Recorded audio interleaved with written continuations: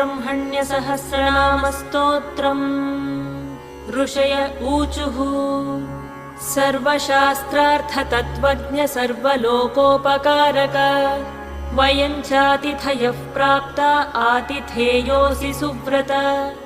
ज्ञानदानेन संसारसागरात्तारयस्व नः कलौ कलुषचित्ताये नराः पापरताः सदा। केन स्तोत्रेण मुच्यन्ते सर्वपातकबन्धनैः इष्टसिद्धिकरं पुण्यं दुःखदारिद्र्यनाशनम्। सर्वरोगहरं स्तोत्रं सूतनो वक्तुमर्हसि।